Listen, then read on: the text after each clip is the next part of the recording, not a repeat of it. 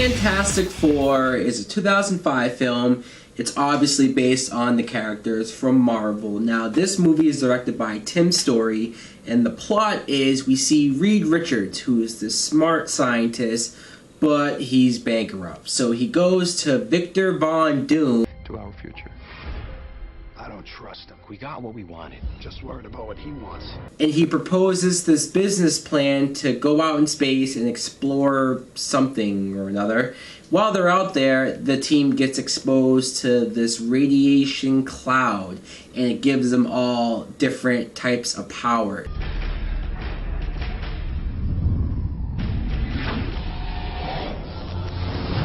Now, the four of them become just that, fantastic, and Victor Von Doom becomes the evil supervillain that we all know and love from the comic books, Dr. Doom, and they have to stop him. Now, what I think of Fantastic Four is I enjoy this movie. And the reason why I sound surprised when I say I enjoy this film is because I know a lot of people don't like this movie.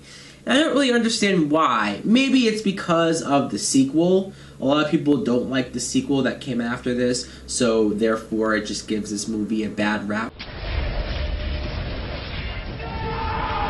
First of all, you have Ion Gruffudd as Reed Richards, Mr. Fantastic. I do enjoy the scenes with him where you see that he's so into his work that he doesn't even pay attention to Sue Storm.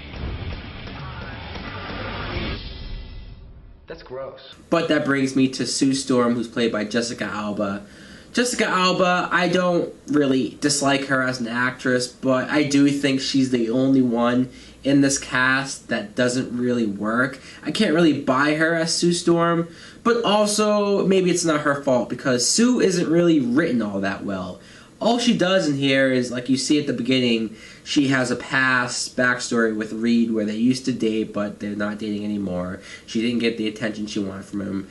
She's kind of with Victor Von Doom, which I found interesting because he's proposing to her. But then she spends the whole movie trying to gain Reed's attention, and she's kind of being immature in a lot of scenes. And I feel like if you just had this happen to you out in space, and now you're dealing with all these crazy type of powers, this whole back and forth on whether you're going to get with Reed should be one of the last things on your mind. He's heating up from his core. You don't want to walk around on fire for the rest of your life, do you? Is that a trick question? Chris Evans as Johnny Storm. I really like Chris Evans as his character. It's like the scenes where he's pulling practical pranks on Ben, or just how naturally charismatic he is, how funny he is. Like the scene at the beginning where he's with Maria Menounos and they're skiing, and that's actually where you see him get set on fire for the first time. And his powers, I think, is probably the best out of the whole group. Not only can he set his whole body on fire, but he can fly too. Come on, am I the only guy who thinks this is cool?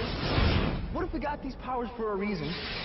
Michael Chiklis as Ben Grimm, aka The Thing. I love Michael Chiklis as his character, and when you see him actually become The Thing, first of all, the practical suit I think looks pretty damn cool. I've heard some people complain about the way it looks, but I don't know, I like the way it looks. I think it looks perfect. I love the fact that it's practical, not CGI. And Ben probably has the most tragic story out of them all, because he was married to his wife Debbie, but when she sees what he becomes and the way he looks, she just instantly takes her ring off and leaves him.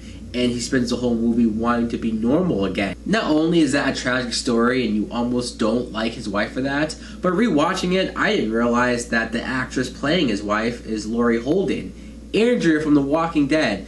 I love going back and watching certain movies that I've seen already, but noticing certain actors that I've seen do such big things after the fact. The cloud has fundamentally altered our DNA.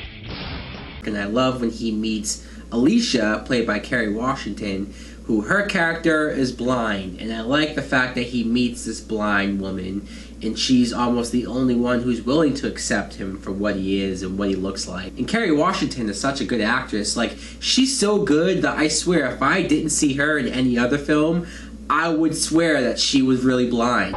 Your entire biophysical structure is changing. It's terrible news. I think I'll get a second opinion.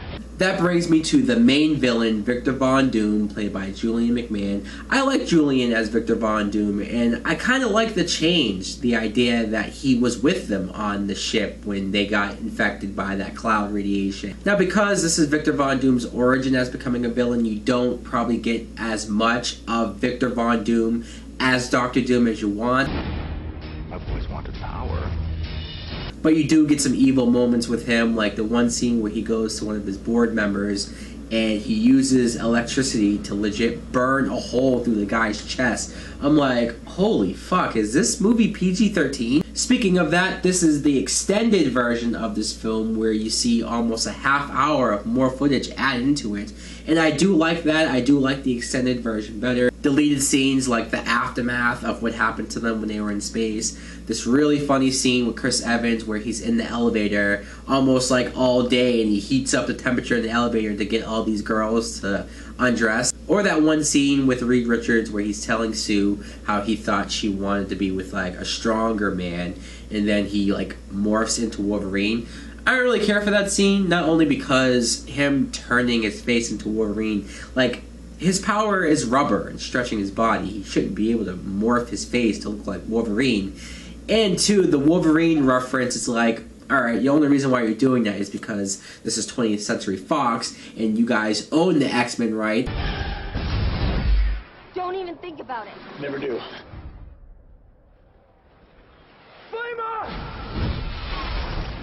So yeah, Fantastic Four, is it a perfect film? No, there are some cheesy moments with jokes that I'm not really too sure works, but there are some other jokes too that genuinely make me laugh and made me laugh pretty hard. I love the cameo by Stan Lee, which I'd say before the Amazing Spider-Man cameo, this cameo in this film was Stan Lee's best. Victor, you always thought you were a god. Let's not fight. No, let's.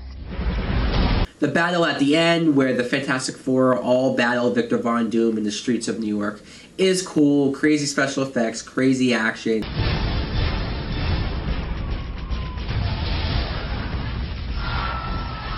Even though I don't understand Doctor Doom's plan or what he wants to accomplish, I get the fact that he's just now realized how powerful he is and some of the stuff he can do, so maybe he just loses his mind.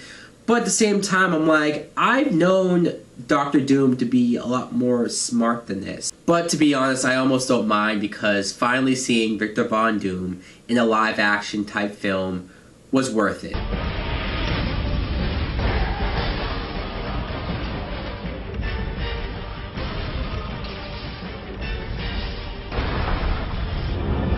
Is it the best Marvel superhero film we've ever seen? No, but does it feel like a Fantastic Four movie? To me, it does. Anyways, thanks for watching. Let me know in the comments below what you think of the Fantastic Four. Like and subscribe. See ya!